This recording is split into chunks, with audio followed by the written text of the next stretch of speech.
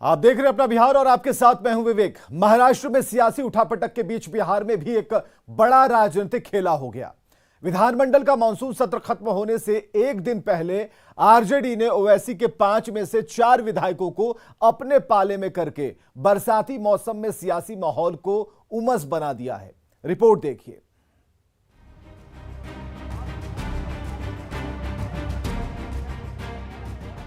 बिहार में भारी बारिश के बीच सियासत भी मूसलाधार है। ओवैसी की सियासत पर आरजेडी ने ऐसा वज्रपात किया कि एआईएमआईएम के 80% विधायक आरजेडी की धारा में बह गए। ओवैसी की पार्टी के 4 विधायकों को अपने पाले में लेकर तेजस्वी अब सियासत की उस ड्राइविंग सीट पर है जहां से वो सियासत के बदलते विज्ञान का संकेत दे रहे हैं। ड्राइविंग सीट पे यानी कि बिहार के सियासत पे ड्राइविंग सीट पे इस वक्त नेता प्रतिपक्ष तेजस्वी यादव दिख रहे हैं। और कुछ दिन पहले बीजेपी सबसे बड़ी पार्टी भी थे, लेकिन एमआईएम के 4 विधायकों को अपने पाले में कर तेजस्वी ने तमाम समीकरण उलट दिए हैं और इस वक्त आरजेडी बिहार की सबसे बड़ी राजनीतिक पार्टी हो गई है। दोपहर 2:30 बजे के करीब तेजस्वी एआईएमआई के 4 विधायकों को हरा पट्टा पहनाकर अपनी गाड़ी से आरजेडी दफ्तर ले गए और उन्हें गले लगाकर बिहार विधानसभा में सबसे बड़ी पार्टी होने का दावा भी ठोक दिया। और मुझे प्रसन्नता इस बात की हो रही है, खुशी इस बात की हो रही है कि फिर से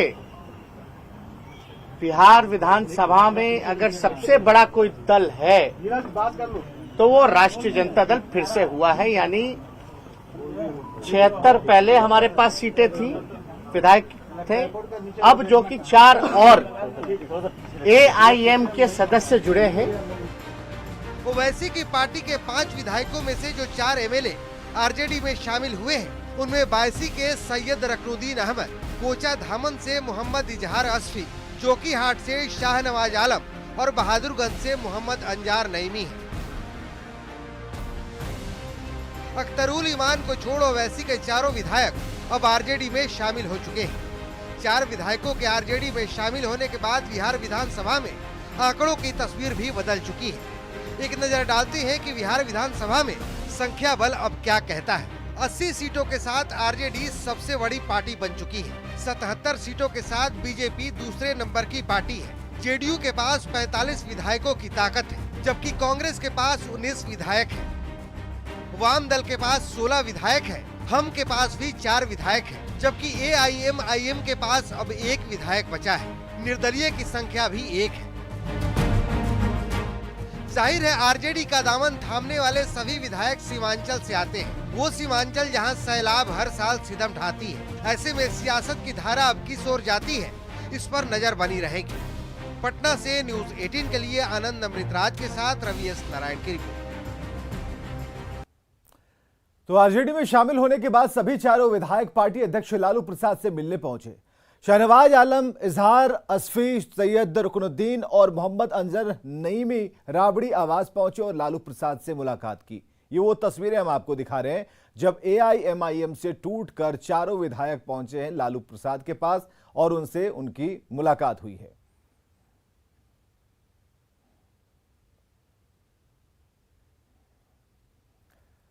तो पार्टी में टूट के बाद एआईएमआईएम विधायक अख्तरुल ईमान ने कहा कि जो विधायक आरजेडी में गए हैं उन लोगों ने सीमांचल की जनता को धोखा दिया है। वहीं आरजेडी पर हमला बोलते हुए उन्होंने कहा कि अल्पसंख्यकों की बात करने वाली पार्टी ने अल्पसंख्यकों के हित की बात करने वाली पार्टी को तोड़ा है। इन लोगों ने सिर्फ पार्टी को धोखा नहीं दिया है, बल्कि सीमांचल में जो गरीबों की, पिछड़ों की, दलितों की और आज़ादी के बाद उस इलाके को तरक्की से महरूम रखा गया, वहाँ की एक लड़ाई जो बैरिस्टर असदुद्दीन ओवैसी साहब ने शुरू किया, उस लड़ाई को इन लोगों ने कमजोर किया है और धोखा दिया है। साथ ही मैं समझता हूँ कि राजद जैसी पार्टी जो कभी माई समीकरण की बात करती थी, अक़लियतों की, विशेषकर मुसलमानों की बड़ी बात करती थी, और आज अक़लियतों के दरमियान में पार्टी उठकर आई है, अक़लियतों की आबादी से उठकर आई है, अल्पसंख्यक लोग जीत कर आए, अल्पसंख्यक के लोगों ने उस इलाके में अपने समस्याओं के समाधान के लिए उनको वोट दिया है। कभी माई कहते थे, आज वो A to Z कहते हैं। मैं समझता हूं कि इस वक्त पूरे बिहार में माइनॉरिटी के लोगों की जितनी आस्था जुड़ी है एमआईएम से, उस आस्था को खत्म नहीं कर सकते थे, बल्कि मैं दावे के साथ कहता हूं, मैं एक टूटा था तो 5 लेकर आया था, आज 4 टूटे हैं तो 24 लेकर MIM आएगी और ऐसे लोगों को भी धूल चटाने का काम करेगी। 80 विधायकों के साथ विधानसभा में फिर सबसे बड़ी पार्टी बन गई आरजेडी। ओवैसी की पार्टी के 4 विधायक आरजेडी में शामिल हुए और खुद कार ड्राइव करके AIMIM विधायकों को तेजस्वी ले गए। दल बदलने वाले विधायकों से वहां की जनता नाराज दिख रही है। लोगों का कहना है कि बहादुरगंज का इलाका बाढ़ से प्रभावित है, लेकिन विधायक जनता के बीच रहने की जगह पार्टी बदलने में जुटे हैं। पार्टी विरोधी इस प्रकार दल बदल करना ये लोकतांत्रिक ढांचे के लिए शुभ संकेत नहीं है। लोकतंत्र के साथ ये एक मजाक है। ऐसे दल बदल से लोगों को बचना चाहिए। पार्टी चेंज कर रहे हैं और आज जाकर के आरजेडी में शामिल होकर के मुर्गा पुलाव खा रहे हैं, लेकिन यहाँ के लोगों को 2 दिन से खाना तक नसीब नहीं हुआ। तो मैं यही कहना चाहूंगा कि आप आए यहाँ पर और यहाँ के लोगों का समाधान करें। खाना पूर्ति नहीं होनी चाहिए। AIMIM के 4 विधायकों को आरजेडी में शामिल होने पर जोकीहाट विधानसभा क्षेत्र के लोगों ने क्या कहा, यह भी सुनाते हैं। आरजेडी में जब टिकट लेने के लिए गया तो आरजेडी उसको जूता खींच के मारा, उसका टिकट को छीन लिया, अवैसी का पकड़ा, अवैसी उसका मान सम्मान इज्जत को रखा। तो इसको भी अवैसी का मान सम्मान को रखना चाहिए। चाहते हैं जो दल बदलू है वो रास्ता को बदले, वो नेता को हम नहीं चाहते हैं। जिसके पास रहेंगे खंभा पकड़ के रहेंगे, चाहे उसका हार हो जीत हो। राजनीतिक में ऐसा होता है। इसका मतलब है वो पैसा के पीछे में भाग रहा है। जो पैसा के पीछे में भाग रहा है वो पब्लिक को क्या देख पाएगा। कहे कि उसको वोट जो दिया था पब्लिक अवैसी को जान के दिया था। इसको टिकट नहीं दिया, लोग उम्र करके वोट दिया अवैसी के जान करके। ये उसको छोड़ के भाग रहा था। गलत ये नहीं कर रहा है। पार्टी नहीं छोड़ना चाहिए, पार्टी नहीं छोड़ना चाहिए, उसको निभाना चाहिए। बिहार के कई हिस्सों में हो रही मूसलाधार बारिश से नदियां उफान पर हैं। ग्रामीण इलाकों में हो रहे कटाव से लोग दहशत में हैं, तो कई इलाकों में बरसात का पानी लोगों को परेशान कर रहा है। रिपोर्ट देखिए।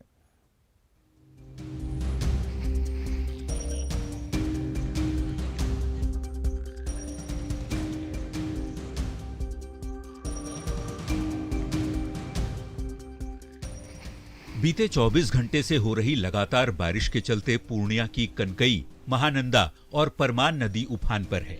तेज कटाव के चलते बायसी प्रखंड का ताराबाड़ी टापू बन चुका है। बायसी से ताराबाड़ी जाने वाली सड़क कट चुकी है, जिससे लोगों को काफी परेशानियों का सामना करना पड़ रहा है।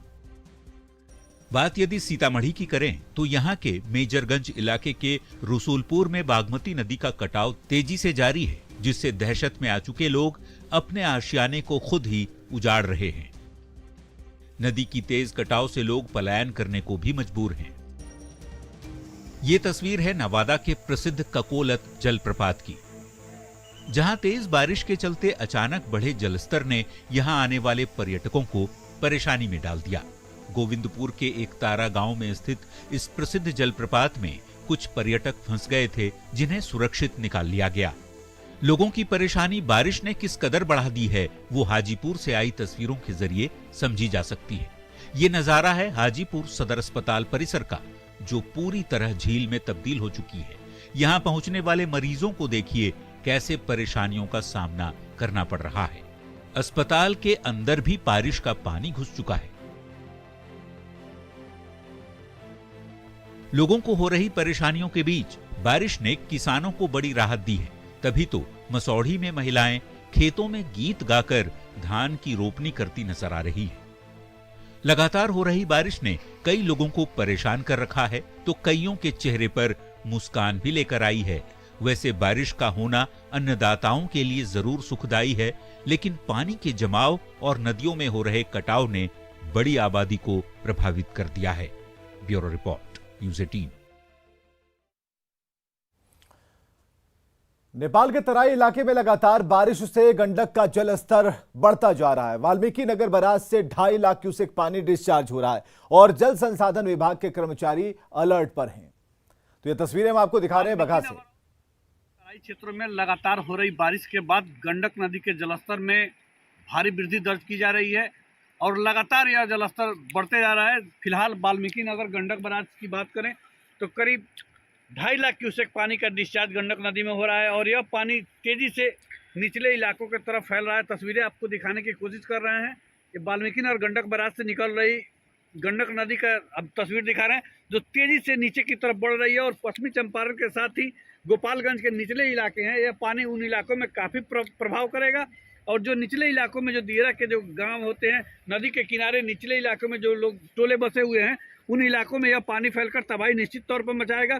और यह वाल्मीकि नगर गंडक बराज से आंकड़ों की बात करें तो पिछले बरसात की बात करें, इस साल के मानसून आने के बाद यह सबसे बड़ा डिस्चार्ज माना जा रहा है। और वाल्मीकि नगर गंडक बराज से जो आधिकारिक सूत्र बता रहे हैं, लगातार वहां से पिछले 24 घंटे से जलस्तर में वृद्धि जारी है। और नेपाल के तराई क्षेत्रों में भी लगातार पानी हो रहा है, जिसके कारण बिहार के खासकर उत्तर बिहार के इलाके में बाढ़ की आशंका बढ़ गई है। और लगातार जिस तरह से बारिश भी जारी है, उसके बाद निश्चित तौर पर बगहा, बेतिया और गोपालगंज के तमाम ऐसे इलाके हैं जो निश्चित तौर पर बाढ़ में इस बार फिर डूबने के लिए तैयार हैं। मुन्ना राज, न्यूज 18, बगहा। बिहार में मानसून की बारिश कई इलाकों में हो रही है। जोरदार बारिश के चलते जगह जगह जल जमाव की स्थिति पैदा हो गई और ऐसे में राजधानी पटना में पहली बारिश ने नगर निगम की पोल खोल दी, क्योंकि विधानसभा परिसर से लेकर अस्पताल और सड़कों पर पानी है और लोग परेशान हैं।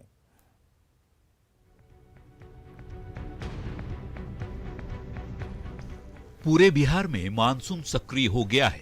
प्रदेश के कई हिस्सों में बारिश हो रही है। लोगों को गर्मी और उमस से राहत तो मिली है, लेकिन राजधानी पटना में हुई मानसून की पहली बारिश ने ही नगर निगम की पोल खोलकर रख दी।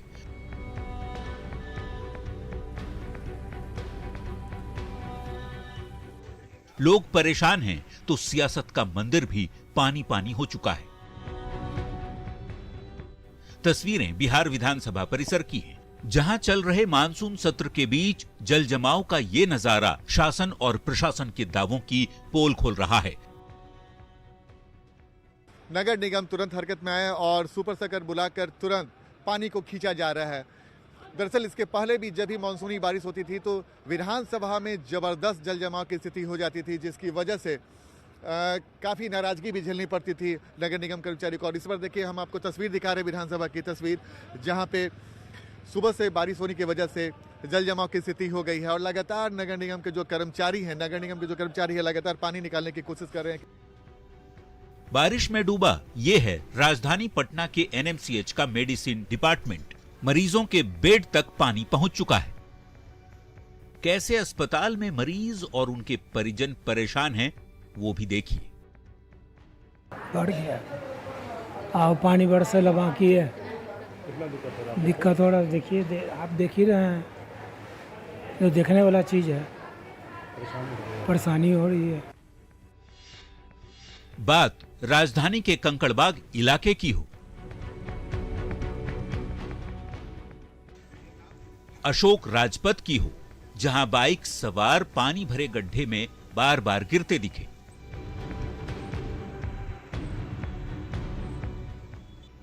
या फिर बात पटना सिटी की हो। हर तरफ बरसात के पानी से लोग परेशान हैं। राजधानी पटना के कई इलाकों में जल जमाव से राहगीर परेशान दिखे। तस्वीरें करबिघैया इलाके की हैं, जहां लोगों को सड़क पर पानी को पार कर जाने की मजबूरी है। परेशानी क्या है वो भी सुनिए। स्थानीय लोग हैं, हम उनसे पूछेंगे कितनी परेशानियां हो रही हैं इस जल जमाव से। यहाँ कितनी परेशानियां हो रही है जल जमाव से? यहाँ तो बहुत परेशानी हो रहा है, भट्ठोना पानी लगा हुआ है, आने जाने में दिक्कत होता है। राजधानी के गली मोहल्लों और सड़कों तक पर जल जमाव की स्थिति उत्पन्न हो चुकी है। सिर्फ 1 घंटे की मूसलाधार बारिश ने निगम प्रशासन के दावों की पोल खोलकर रख दी है। आप यहाँ मेरे पीछे तस्वीरों में देखिए कि किस तरीके से जो पटना की सड़कें हैं, हम गली मोहल्ले और कुछ की बात नहीं कर रहे हैं, जो मेन सड़कें हैं। इस वक्त मैं एग्जीबिशन रोड से गांधी मैदान की तरफ जाने वाली सड़क पर हूँ और आप मेन रोड की स्थिति देखिए किस तरीके से पानी पानी हुआ है। राजधानी में लोगों को हो रही परेशानी से सवाल पटना नगर निगम पर भी उठ रहे हैं। निगम ने क्विक रिस्पांस टीम का गठन किया तो उसका असर क्यों नहीं दिख रहा? हर बार जब समस्या होती है तो निगम का हेल्पलाइन नंबर क्या दिखावे के लिए बना है? जून से सितंबर महीने तक 19 जोनल क्यूआरटी टीम आखिर कितनी मुस्तैद रहती है? लगातार नालों की सफाई करने का दावा क्या हवा हवाई है? न्यूज 18 के लिए पटना से आनंद अमृतराज, धर्मेंद्र, मनोज और ऋतु रोहिणी की रिपोर्ट। बिहार में उच्च शिक्षा को पटरी पर लाने के जो दावे किए जाते हैं वो चिराग तले अंधेरा वाली कहावत ही साबित हो रहे हैं, क्योंकि कॉलेज में परीक्षा दे रहे छात्रों के लिए रोशनी तक की व्यवस्था नहीं होती और छात्र मोबाइल के टॉर्च में एग्जाम पेपर लिखने को मजबूर हैं। वायरल हुई तस्वीर मुंगेर के सबसे प्रतिष्ठित सरकारी कॉलेज की है।